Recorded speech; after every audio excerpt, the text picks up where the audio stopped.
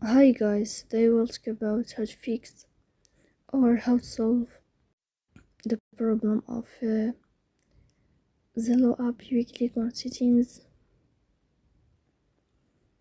Here you can click on apps, default apps, app settings.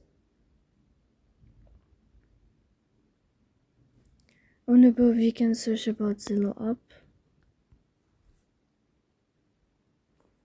Then you can click on first stop and you can click OK. Here we'll enter to the window of storage. Then you can click on clear cache.